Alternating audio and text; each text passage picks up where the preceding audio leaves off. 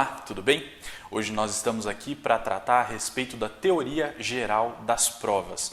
Nós vamos entender a partir dessa aula como que funciona a fase instrutória do processo. Nessa primeira aula nós vamos tratar daquelas normas de caráter geral que vão reger toda a construção, toda a produção de provas durante essa fase processual, ok? Para começar, nós precisamos entender um conceito de direito fundamental à prova. Quando a doutrina fala em direito à prova, ela associa o conceito de direito à prova aos princípios do contraditório, ao princípio da ampla defesa, ao princípio, inclusive, do acesso à justiça. E faz da seguinte forma, confere comigo. O direito de produzir prova engloba o direito à adequada oportunidade de requerer a sua produção, o direito de participar da sua realização e o direito de falar sobre os seus resultados. Quem diz isso é o professor Luiz Guilherme Marinoni. Além disso, o professor Eduardo Cambi, quando fala do direito à prova com o seu caráter instrumental, diz o seguinte: nesse contexto, a efetividade do direito à prova significa o reconhecimento da máxima potencialidade possível ao instrumento probatório, para que as partes tenham amplas oportunidades para demonstrar os fatos que alegam.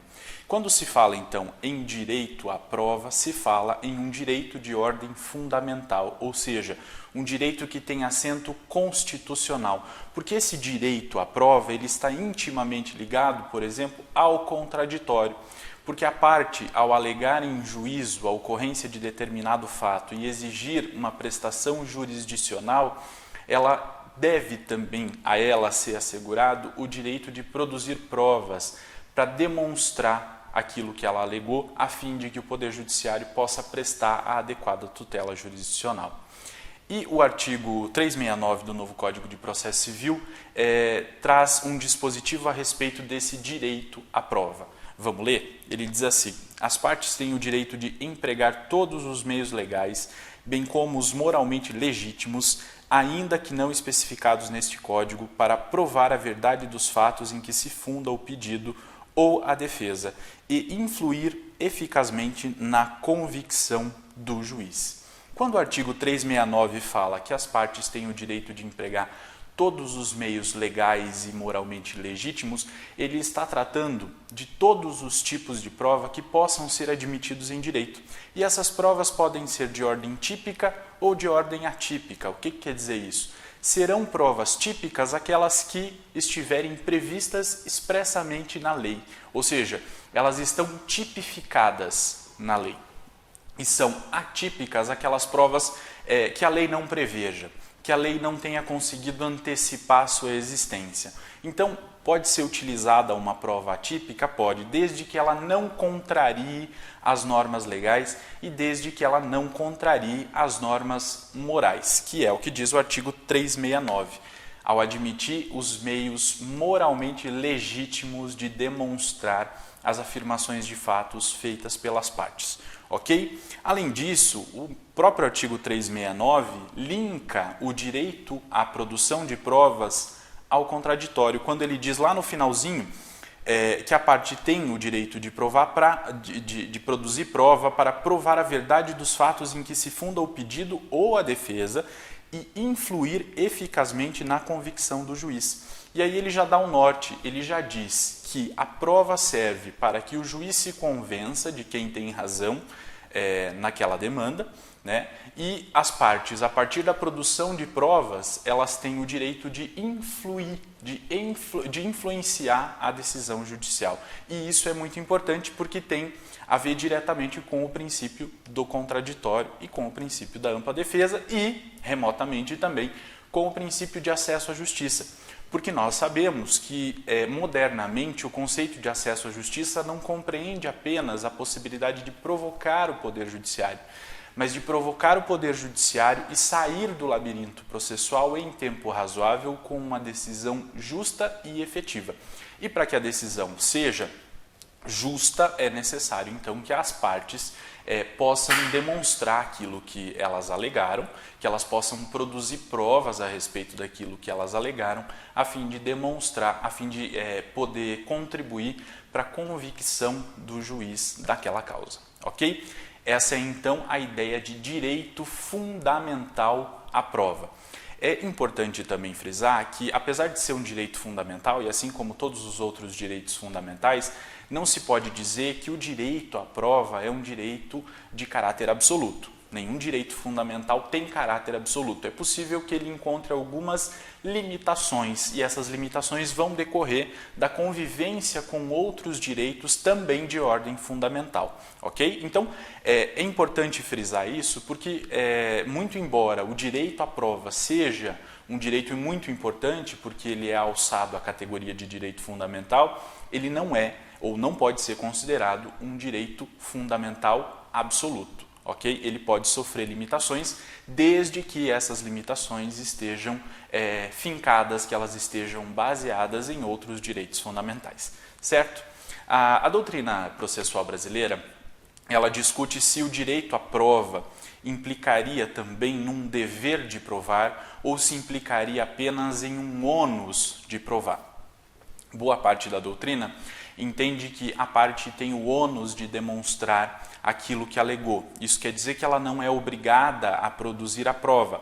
Ela alega e ela produzirá a prova. Caso ela não consiga produzir a prova a respeito do que ela alegou, ela vai sofrer uma consequência processual disso. Mas há outra parcela da doutrina que entende que não, que por força das normas que estabelecem um processo cooperativo, estabeleceu-se no novo Código de Processo Civil o dever de provar. E quem diz isso para nós é o professor Marinoni, o professor Mitidiero e o professor Sérgio Arenhardt. Eles dizem o seguinte: a começar, pode-se apontar o artigo 378, que estabelece que ninguém se exime do dever de colaborar com o Poder Judiciário para o descobrimento da verdade. Não se trata de uma consideração apenas retórica ou de regra abstrata. Trata-se de verdadeira imposição legal de colaboração em matéria de prova. O preceito é claro ao fixar aí um dever geral, de modo que todos estão subordinados a essa colaboração.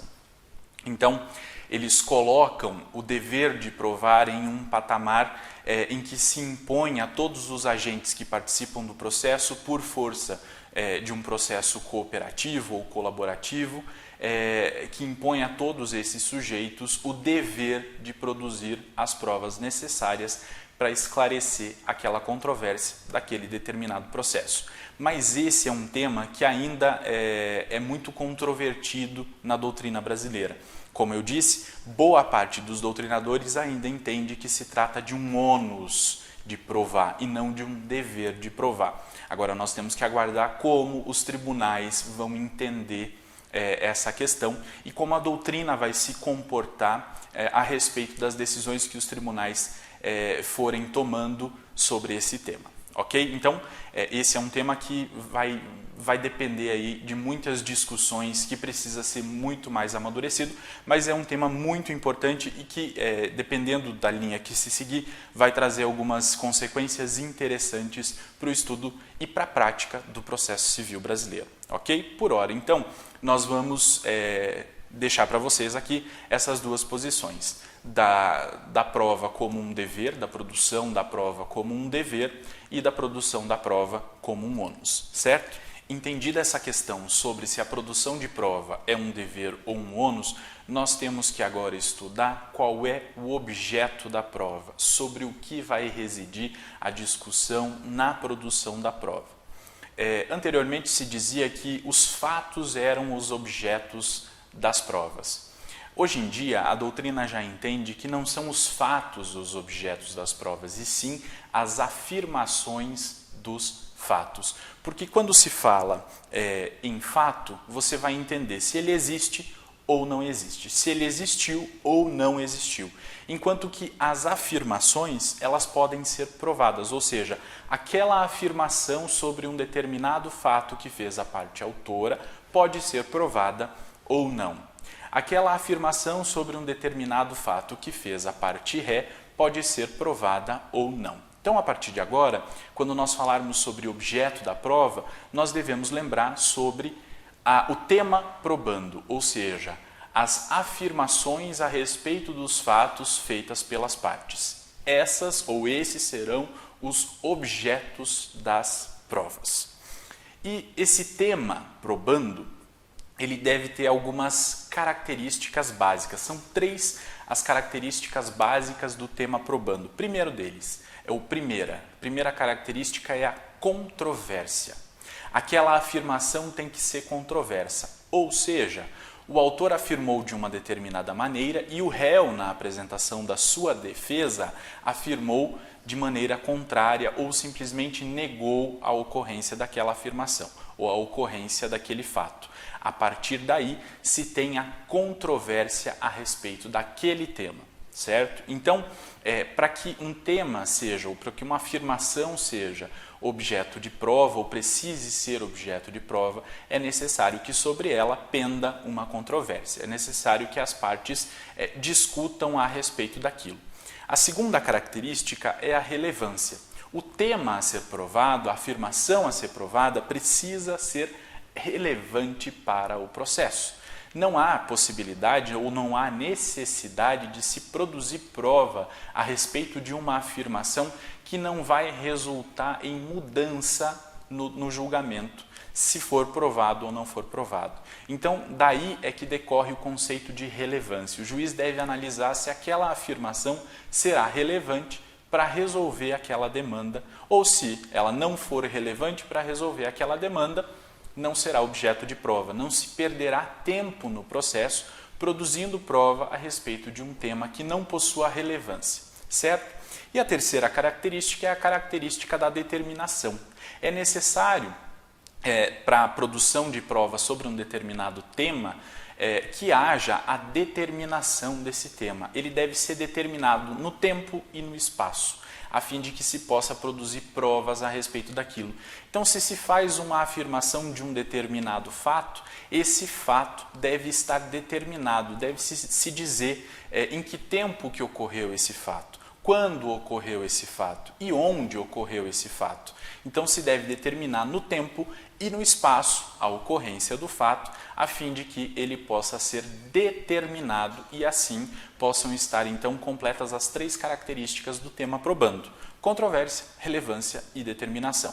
Se não houver alguma dessas 3 características, não haverá a possibilidade de produção de provas a respeito daquele tema, certo? O artigo 374 traz um dispositivo a respeito da desnecessidade de produção de provas. Vamos ler o que ele diz? Não dependem de prova os fatos, inciso 1º, notórios, inciso 2º, afirmados por uma parte e confessados pela parte contrária, inciso 3º, admitidos no processo como incontroversos, inciso 4º, em cujo favor milita a presunção legal de existência ou de veracidade. Então, o primeiro inciso, o inciso 4º, nós já vamos ver. Daqui a pouquinho nós vamos ver as suas particularidades. O inciso 2º vai falar sobre os fatos afirmados por uma parte e confessados por outra. Na verdade, aqui, a confissão é um meio de prova. Então, à medida em que uma parte confessa um determinado fato alegado pela outra, ela dispensa a produção de outras provas, porque a prova necessária, no caso a confissão, já foi produzida, certo? Então, nesse caso, não vai depender de prova, não vai depender de outras provas, porque o fato já foi confessado e a confissão é um dos meios de prova, certo? O inciso 3º fala dos fatos admitidos no processo como incontroversos. Então, se não há discussão a respeito daquela afirmação de fato, não há por que se produzir prova a respeito disso. Isso nós acabamos de ver nas características do tema probando, né? É necessário que haja controvérsia sobre aquele tema. Se não houver controvérsia, independerá de prova aquele determinado tema. Agora nós vamos ver o que são fatos notórios. O professor Fred Didier Júnior diz para nós o seguinte: uma coisa é a afirmação do fato, Outra é a afirmação da sua notoriedade. A notoriedade também é um fato, que pode ser reconhecida de ofício pelo magistrado. No entanto, para conhecer de ofício a notoriedade, o juiz deve aplicar o artigo 10 do CPC e intimar as partes para que se manifestem sobre o assunto. Fato notório é aquele fato que é de conhecimento do homem médio. E o próprio exemplo que o professor Fred Didier Júnior dá lá no seu livro é, por exemplo, o fato do ataque terrorista às Torres Gêmeas, no 11 de setembro. Nesse caso, se está diante de um fato notório, não há necessidade de se provar esse fato, porque é de conhecimento geral, é de conhecimento do homem médio. É um fato que possui notoriedade, certo? E ele faz a distinção entre a afirmação de fato e a afirmação de notoriedade do fato. Então, são duas afirmações diferentes, né? Quando se afirma um determinado fato, ou seja, num determinado processo se vai afirmar a ocorrência de um ataque terrorista às Torres Gêmeas no 11 de setembro, lá em Nova York. Essa é uma afirmação. Quando se diz que este fato é notório, se está fazendo uma segunda afirmação de fato, e é necessário ter essa distinção bem clara na cabeça. Para que o juiz possa reconhecer essa segunda afirmação, essa afirmação de notoriedade, ele pode ser provocado pela parte, a parte pode alegar essa notoriedade, mas no caso de o juiz reconhecer a notoriedade de ofício, é de fundamental importância que o juiz respeite o contido no artigo 10, que estabelece a necessidade de ouvir as partes antes de o juiz decidir, mesmo naqueles casos em que ele vá decidir de ofício. Certo? Isso tudo por respeito ao princípio do contraditório. Então, o juiz, antes de decidir pela notoriedade de uma determinada afirmação de fato, ele precisa necessariamente oportunizar que as partes se manifestem a respeito daquilo, certo? É necessário que as partes se manifestem a respeito dessa afirmação de notoriedade, para que o juiz possa dizer, de ofício, caso ele queira, que o fato é notório ou não é notório, certo? Tudo isso em honra, em obediência ao princípio do contraditório e ao dispositivo do artigo 10 do novo Código de Processo Civil, certo? O inciso 4º do artigo 374 vai tratar a respeito das presunções de veracidade, as presunções legais de veracidade. E nós temos dois tipos básicos de presunção legal de veracidade. A presunção legal absoluta, que é aquela que não admite prova em contrário, certo? Então, haverá casos em que a lei irá disciplinar sobre a presunção legal absoluta e ela vai dizer que nesses casos não se admitirá prova em contrário. Então, diante desse caso, o juiz não vai determinar a produção de provas, porque se estará diante de uma presunção legal absoluta de veracidade e não há prova possível para ser produzida que possa elidir essa presunção por se tratar de uma presunção absoluta. Lembrando que essa presunção deve estar prevista na lei, por isso que se fala em presunção legal absoluta de veracidade. E há o caso também de presunção legal relativa, que é aquela que admite prova em contrário. Nesses casos, enquanto não surgir uma prova que diga o contrário, presumir-se-á verdadeira aquela afirmação de fato feita pela parte, certo? Esses casos também estarão previstos especificamente na lei. A lei vai dizer quando se tratar de presunção absoluta e quando se tratar de presunção relativa, porque nós estamos falando então de presunções legais, presunções previstas na lei. O artigo 376 traz uma disposição a respeito da necessidade de se provar a existência de norma prevendo uma determinada situação. Ele diz o seguinte, vamos conferir. A parte que alegar direito municipal, estadual, estrangeiro ou consuetudinário, provar-lhe-á o teor e a vigência, se assim o determinar o juiz. Então, vige no nosso sistema a regra de que o juiz deve conhecer o direito federal, Constituição Federal e as leis infraconstitucionais, enfim, toda a legislação de ordem federal. Entretanto, há também, nós sabemos, legislações estaduais, legislações municipais e há o direito costumeiro ou o direito consuetudinário. Esses tipos de legislação e de direito, podem então ser objetos de prova, se o juiz entender necessário. Então, se a parte alegar a aplicabilidade de uma determinada lei municipal, estadual ou de algum direito costumeiro daquela região em que a demanda foi proposta, pode ser necessário então que ela demonstre a vigência e o teor desta norma invocada, certo? E aí é o juiz que vai dizer, caso o juiz desconheça aquela previsão legal, aquela previsão de direito costumeiro, é possível que o juiz então exija que a parte que alegou aquele direito prove o seu teor e a sua vigência, certo? E é isso que está dizendo o artigo 376. O mesmo não vai ocorrer com legislação federal. A legislação federal não precisa ser demonstrada, não precisa ser provada para o juiz o seu teor ou a sua vigência, correto? O artigo 375 vai falar para nós a respeito das regras de experiência que o juiz vai utilizar, ou pode utilizar, na apreciação das provas e no seu julgamento. Ele diz o seguinte: o juiz aplicará as regras de experiência comum subministradas pela observação do que ordinariamente acontece, e ainda as regras de experiência técnica, ressalvado quanto a estas o exame pericial. E aí nós precisamos entender os conceitos que a doutrina traz do que são regras de experiência comuns e regras de experiência técnicas.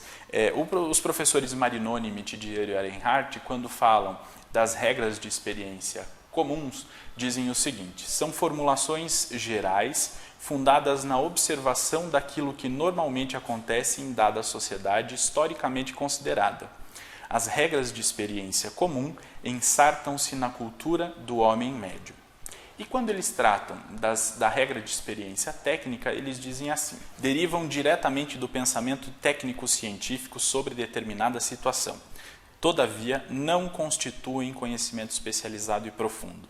São generalizações técnicas passíveis de apropriação pela cultura social. Ou seja, elas são conhecimentos técnicos, exige-se determinado conhecimento técnico, mas não um conhecimento técnico profundo, a fim de que se afira essa regra de experiência técnica. Ok? Agora, nós vamos passar a analisar as normas de direito probatório, as normas que regem essa construção da instrução processual. A primeira que nós precisamos entender está prevista lá no artigo 370 do Código de Processo Civil e vai falar dos poderes instrutórios do juiz. Diz o seguinte, o artigo 370. Caberá ao juiz, de ofício ou a requerimento da parte, determinar as provas necessárias ao julgamento do mérito. Parágrafo único.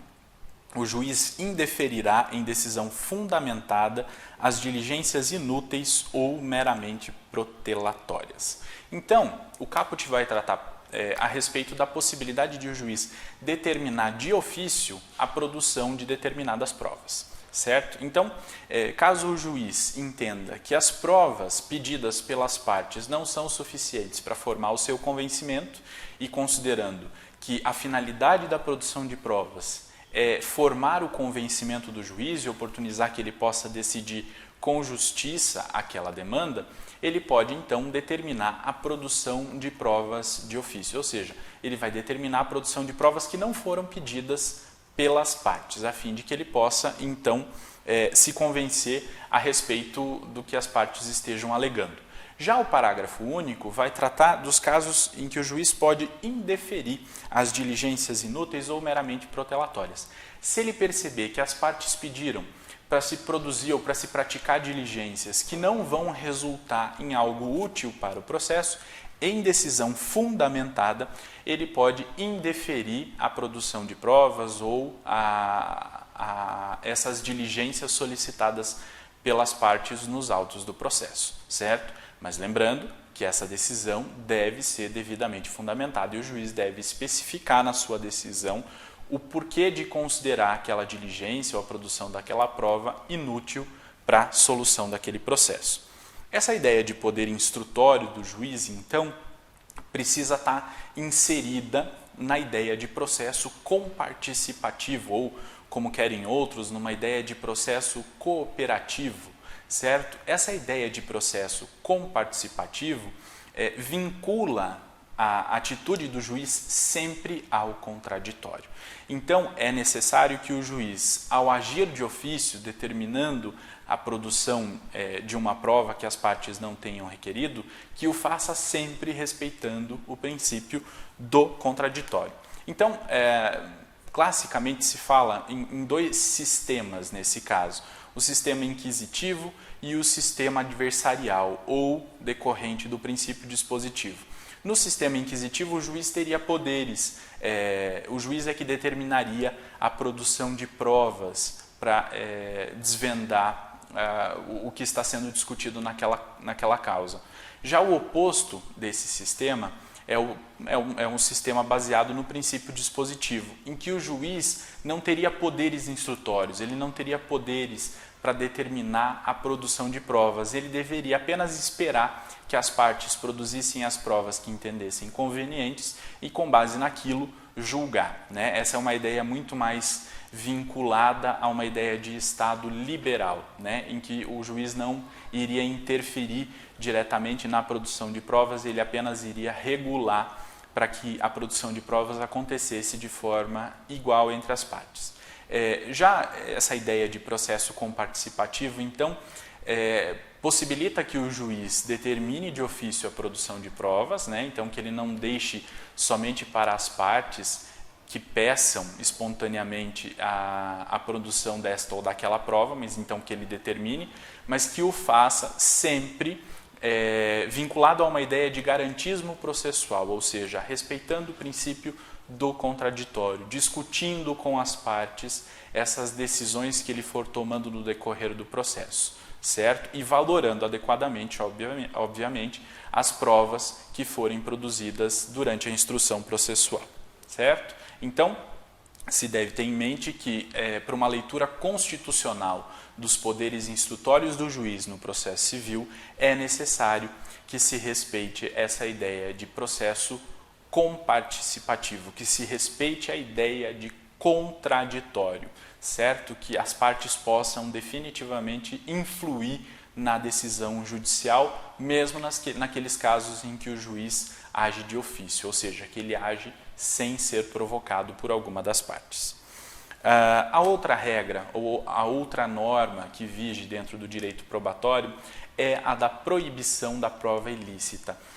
E essa é uma norma de caráter fundamental porque está prevista lá no artigo 5º, inciso 55 da Constituição Federal. E a proibição de prova ilícita, ela prevê uma proibição de prova que tenha um conteúdo ilícito e a proibição de uma prova que, embora tenha conteúdo lícito, tenha sido obtida por meios ilícitos. E essa é uma manifestação desse garantismo processual também, né? Então, se o processo tem por finalidade resolver uma determinada demanda aplicando a justiça ao caso concreto, não se pode admitir que sejam praticados, para se obter a convicção do juiz, que sejam praticados atos ilícitos para a produção de provas ou que se admitam provas com conteúdo ilícito para formar a convicção do magistrado. Por isso é que se tem a proibição de prova ilícita no processo civil.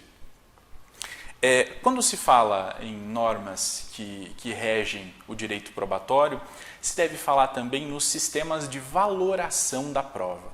Que peso o juiz dará para cada uma das provas que foram produzidas naquele processo?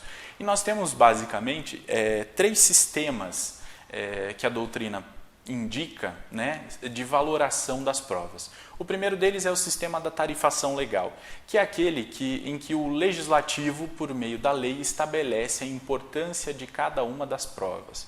Ele diz qual prova tem mais valor e faz isso de uma forma genérica na própria legislação. Não é esse o sistema que vige no Brasil atualmente, nem no CPC de 73 e nem no CPC de 2015. Não é. A opção do legislador foi outra, embora haja alguns dispositivos legais que estabeleçam em casos excepcionais e bastante específicos o peso de determinados meios de prova. O segundo sistema é o sistema do livre convencimento, que também não é o sistema adotado no Brasil.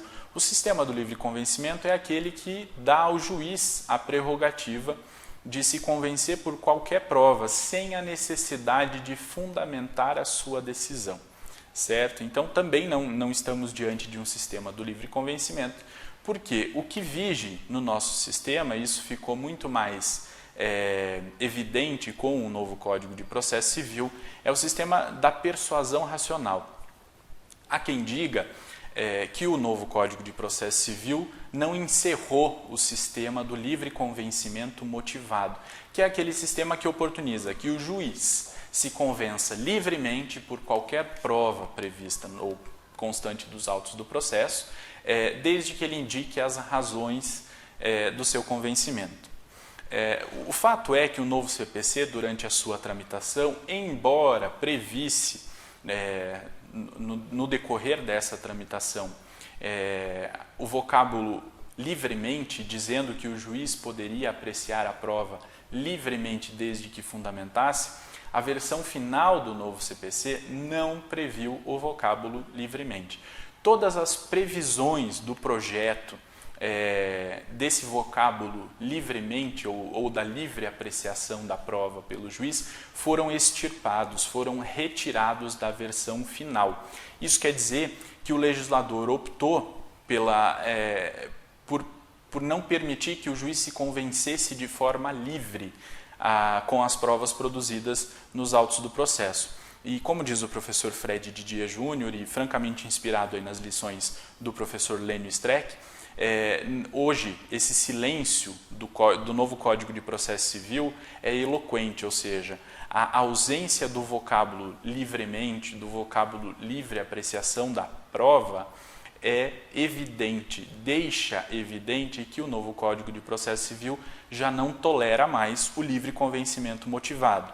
Então, a partir de agora, nós temos o sistema da persuasão racional, que indica que o juiz vai se convencer pelas provas constantes dos autos e deve se convencer de forma racional, indicando, não de forma livre, porque ele é limitado pelas provas previstas ou pelas provas constantes dos autos, né? Então, o juiz deverá se convencer com as provas constantes dos autos e irá dizer de forma racional, de forma fundamentada, quais são as razões pelas quais ele se convence a partir da produção probatória. Então, esse convencimento motivado do novo CPC, que tem tudo a ver com essa ideia de processo comparticipativo, exige que o juiz se convença por alguma prova ou por algumas provas que constem dos autos, que essas provas tenham sido efetivamente debatidas, ou seja, que tenha sido na construção dessas provas respeitado o princípio do contraditório, e essa motivação, a motivação da decisão em que o juiz dirá quais provas o convenceram, deve ser racional, clara e pública, certo? O juiz deve, então, invocar fundamentos racionais. Ele não pode, por exemplo, invocar um fundamento de fé para justificar o acolhimento de uma prova e o não acolhimento de outra prova, por exemplo, certo? Além disso, ele deve trazer argumentos claros, não pode trazer argumentos genéricos para tentar justificar o seu convencimento por esta ou por aquela prova, certo? E essa motivação deve ser pública, obviamente, a fim de que se possa controlar essa atividade decisória do juiz, né? Além disso, é importante frisar que o juiz deve valorar todas as provas produzidas nos autos do processo. É fundamental que essa valoração seja completa.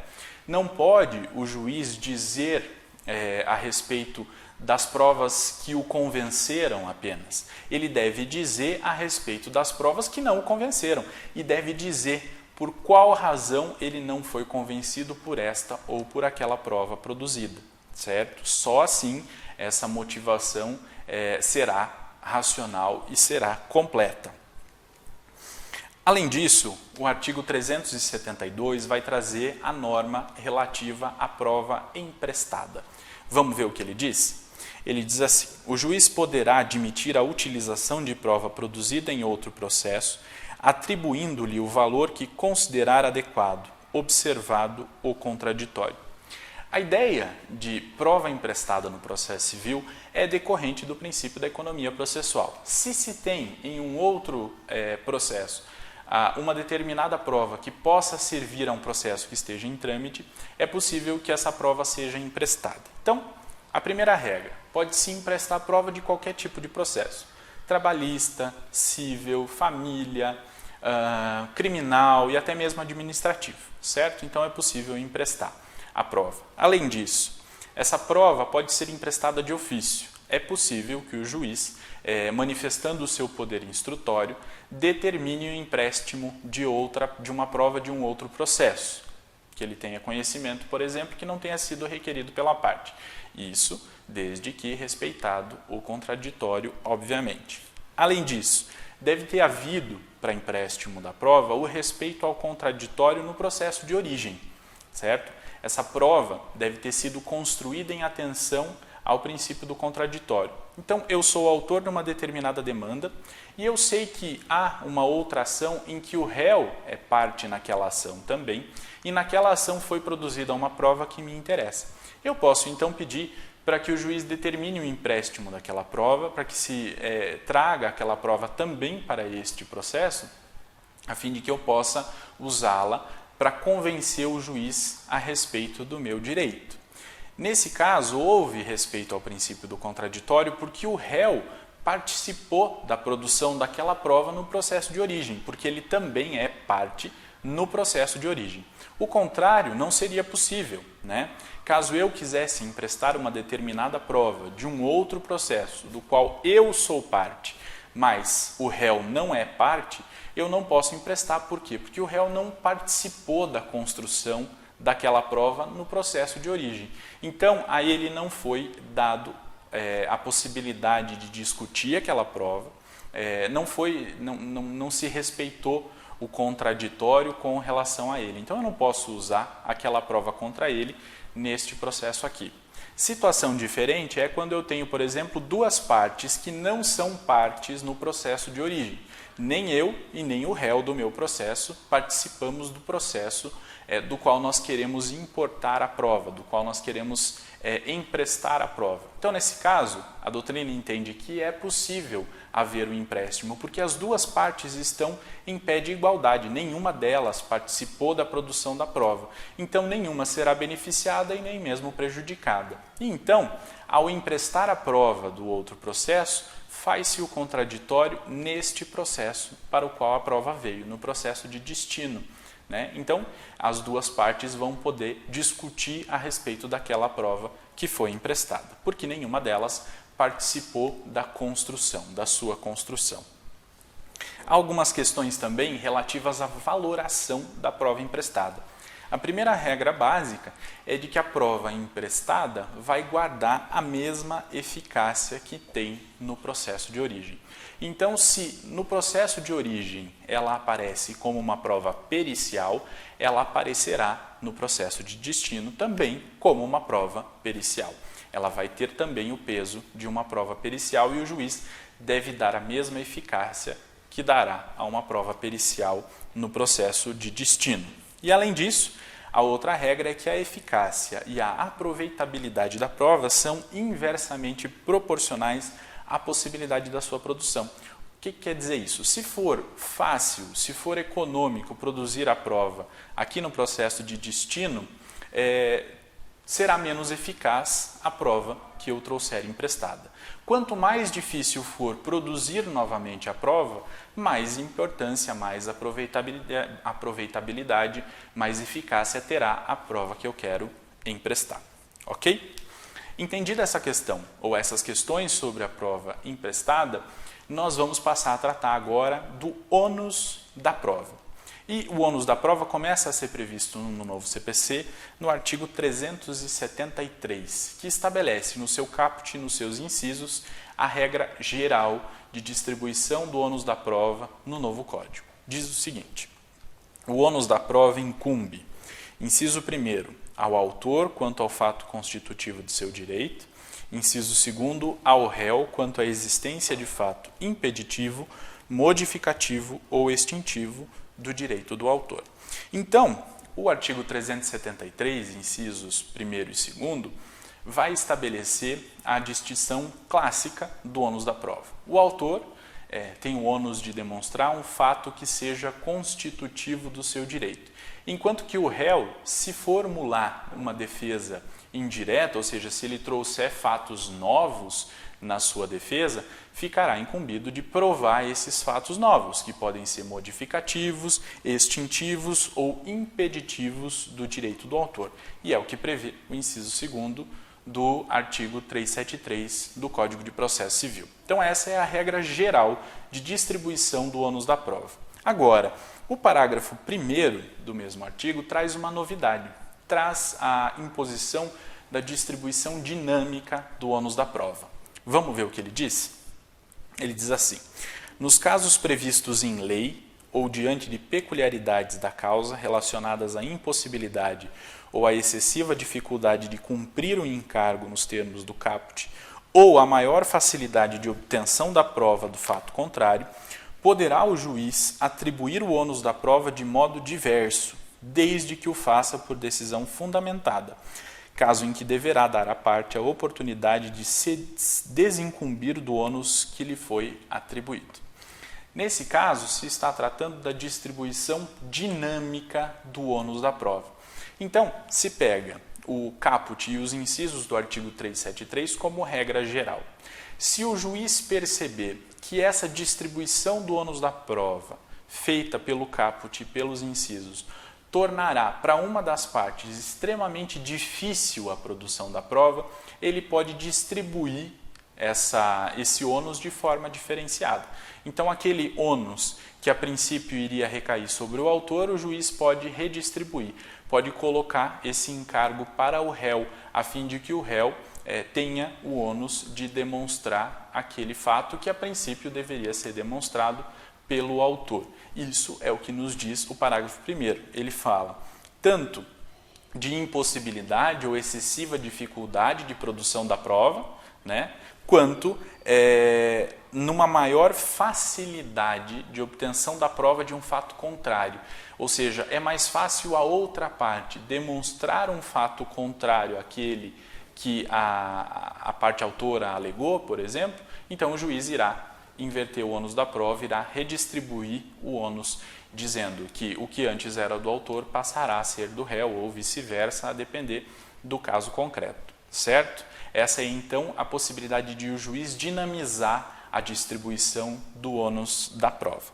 Além disso, é importante, porque o parágrafo 1º do artigo 373 faz essa previsão, quando ele indica lá no seu, logo no início do seu texto, nos casos previstos em lei, ele se refere ao previsto no Código de Defesa do Consumidor, que já prevê a possibilidade de inversão do ônus da prova em determinadas situações pelo juiz quando se estiver diante de uma relação de consumo.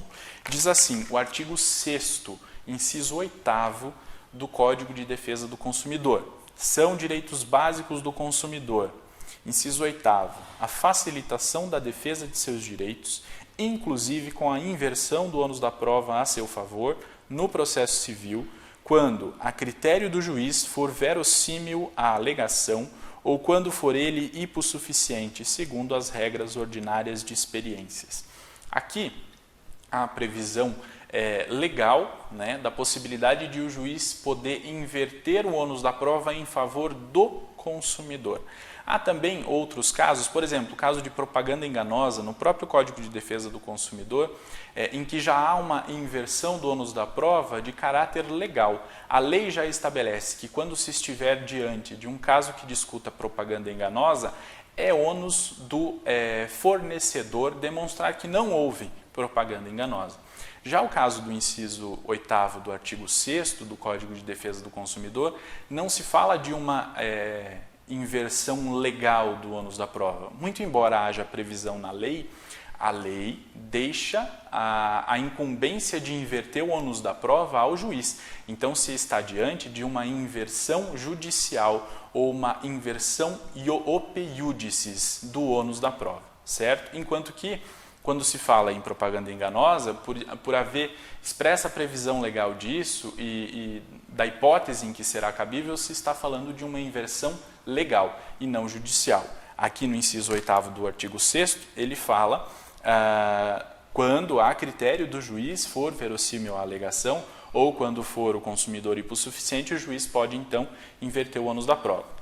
São dois requisitos, então, e são dois requisitos alternativos: verossimilhança da alegação ou hipossuficiência do consumidor. Quando eu digo que são dois requisitos alternativos, eu estou dizendo que eles não são cumulativos. É um ou outro. Se estiverem presentes os dois, tudo bem, o juiz pode inverter. Se estiver presente apenas um deles, há possibilidade de inversão também.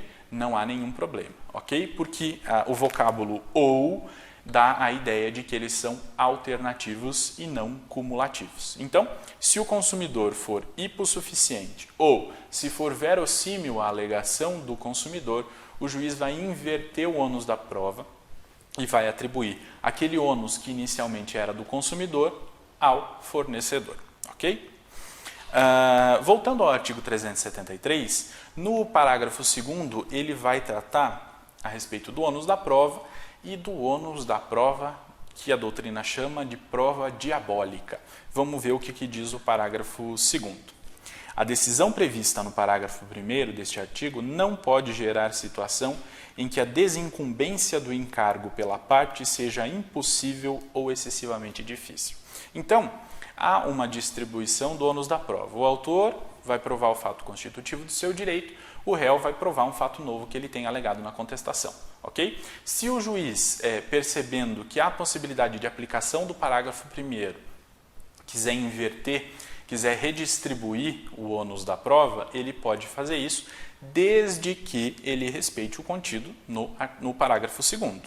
É necessário, então, que ele perceba se essa redistribuição do ônus da prova não vai implicar em um encargo que seja impossível de ser praticado pela parte que foi, vamos dizer assim, vitimizada pela redistribuição do ônus da prova. Ou seja, aquela prova não pode ser impossível de ser produzida por aquela parte, certo? Aí nós estaríamos, então, diante de uma prova diabólica, aquela que a parte não consegue produzir. E o juiz, então, não poderá redistribuir o ônus da prova se ele estiver diante desses casos em que se configura a chamada prova diabólica. Ok?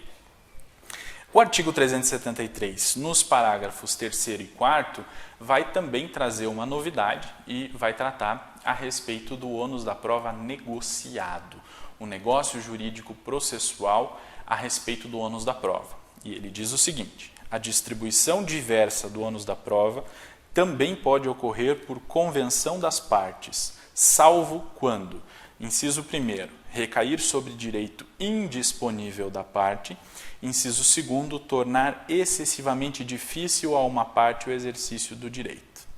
Parágrafo 4º, a convenção de que trata o parágrafo 3º pode ser celebrada antes ou durante o processo. Então, esses dispositivos tratam a respeito da possibilidade de as partes negociarem a distribuição do ônus da prova. Então, elas podem distribuir o ônus da prova de forma diferente do que está previsto lá no caput e nos incisos do artigo 373, salvo nos casos de que se esteja discutindo um direito indisponível da parte ou que se torne excessivamente difícil a uma parte o exercício do direito de provar, né? Então, o que não pode é haver um negócio jurídico em que se atribua a uma parte o ônus de provar que seja excessivamente difícil. Nesse caso, o juiz não vai levar em consideração o negócio jurídico processual feito pelas partes. Já o parágrafo 4º traz a disposição de que é possível as partes, antes do processo ou no decorrer do processo, possam negociar a respeito da distribuição do ônus da prova. E essa é uma feliz novidade no novo Código de Processo Civil, porque estabelece mais uma das formas de as partes poderem negociar entre si e que esse negócio possa ter efeitos diretos na relação jurídica processual. Ok? Era isso que nós tínhamos para falar sobre teoria geral da prova. Nas próximas aulas nós vamos começar a tratar das regras específicas das provas em espécie. Nos vemos lá, até mais!